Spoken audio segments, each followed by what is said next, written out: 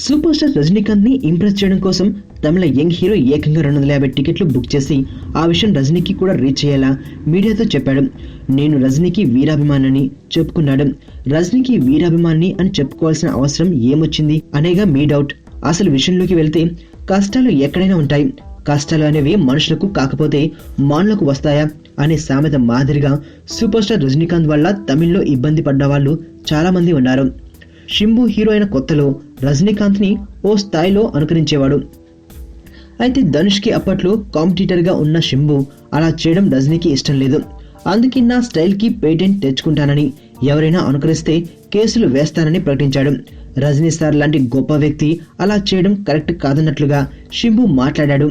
ఆ తర్వాత నుంచి ఎందుకునో గాని శింబు కెరీర్ క్రమేణీ ఫ్లాప్ అయింది. హీరోగా కూడా తన రేంజ్ పూర్తిగా పోయింది. అలాగే వడివేలు విషయంలో కూడా రజనీ హ్యాండ్ ఉందని తమిళనాడులో పుకార్లు షికార్లు చేస్తున్నాయి. ఈ విషయాలన్నీ గ్రహించిన శింబు రజనీ సార్ ప్రాపకం కోసం వెతుకులాడుతున్నాడు. ఆయన ప్రాపకం దొరుకుతుందో లేదో వేచి చూడాలి. ఆయన అనుగ్రహిస్తే మళ్ళీ పూర్వ వైభవంతో హీరోగా వెలిగిపోవాలని చూస్తున్నాడు ఈ శింబు. ప్రేమ అంటే బబ్లుగం లాంటిది. ఫస్ట్ తీయ ఉంటది, తర్వాత సప్పగా అవుతుంది. నువ్వు ఒక్క మాట అడిగి చూడు, నీకోసం హీరో ఏంటి నిజంగా టెర్రరిస్ట్ కూడా అయిపోతా. అదే దోస్తాననుకో చాక్లెట్ లెక్క తిన్నంతసేపు తీయ ఉంటది.